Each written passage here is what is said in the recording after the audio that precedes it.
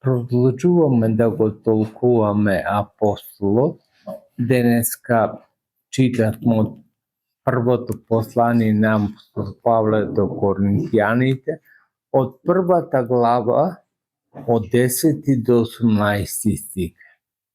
И вели апостол Павле: браќа мои, во името на нашиот Господ Исус Христос, сите вие да зборувате едно и исто, а помеѓу вас да нема делење, туку да бидете соединети во еден дух и една мисла.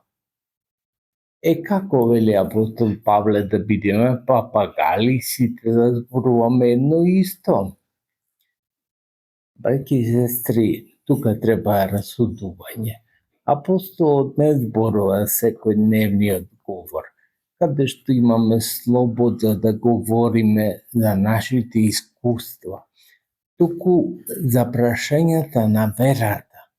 За прашањата на верата се покажало и низ историјата дека не може да има разликувања, големи особено.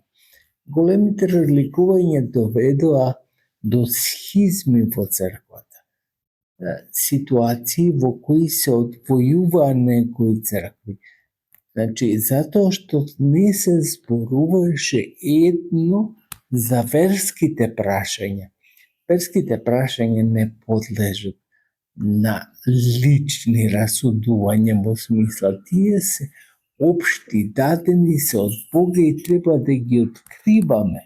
Треба да најдеме на кој начин само да ги изразуваме истите. Зашто? Неопходно е да имаме јазик што соодветствува на величината на нивната вистина.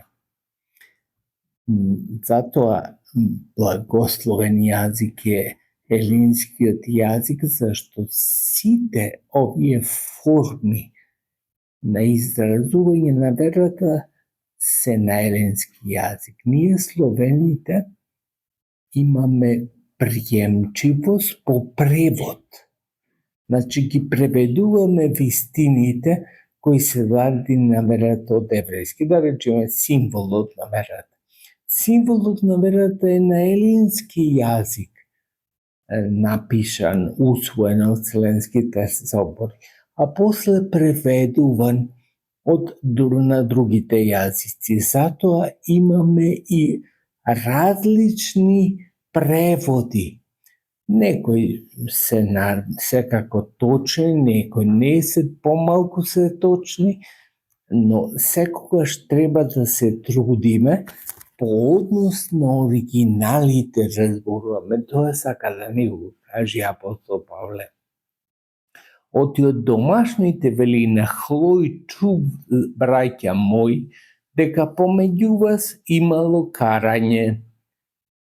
Повторно истото, карање по однос на верата, иначе карање секојдневни имаме во семејствата што не се забележителни. Дури денешните психолози современи велат дека се корисни карањата, затоа што едни со други сакаме да наметнуваме мислења, меѓутоа не сите мислења се за наметнување.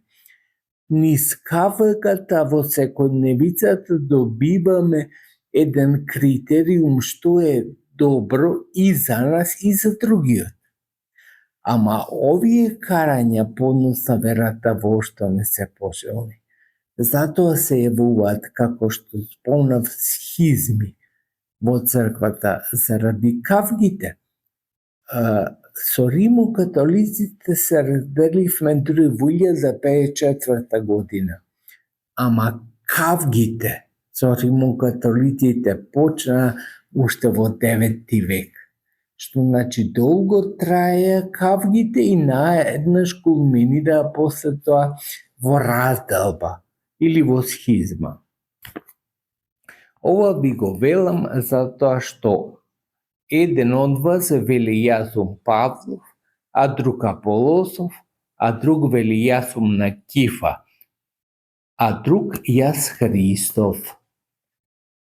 И продолжава, па зар Христос се раздели?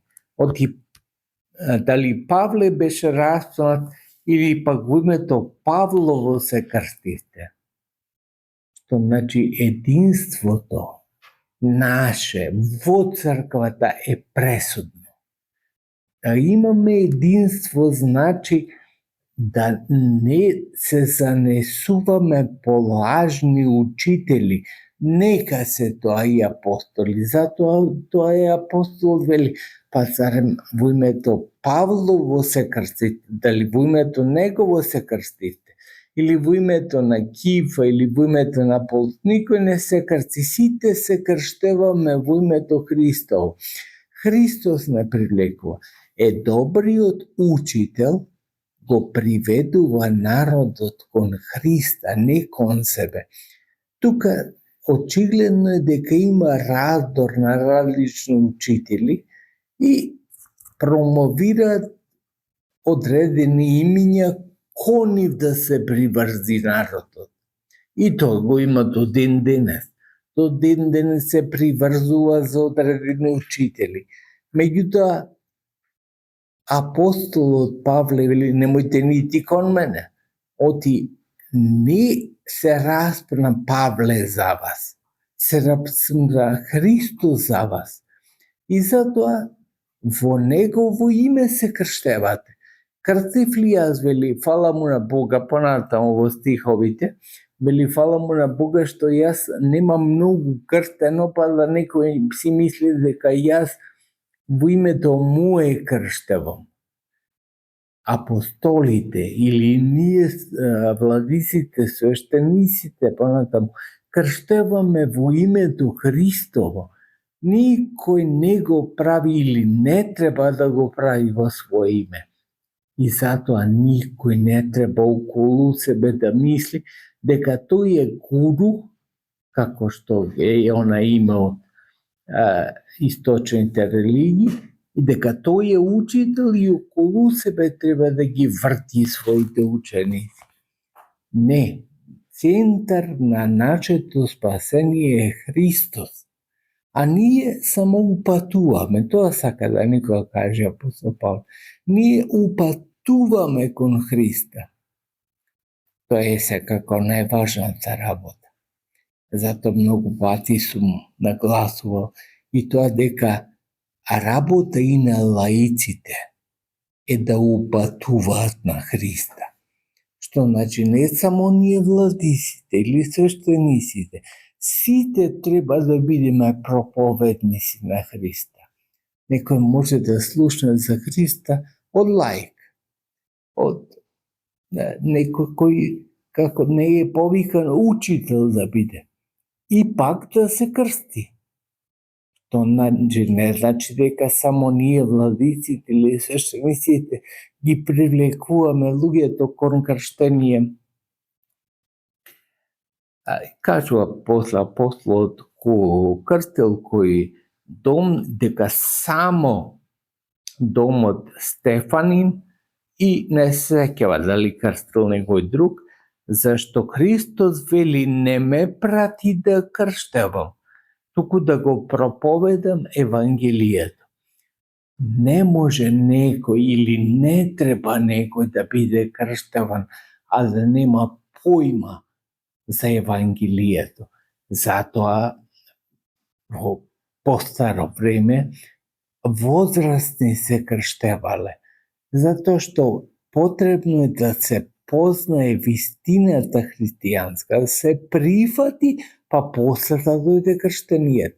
Денеска ги крштеваме децата многу млади, многу мали, кога уште ништо не знаат за Христа. Добро, кумот треба да земе на себе товар, тој да биде оној кој ветува пред Бога дека ќе го упати детето кон вистините Христови.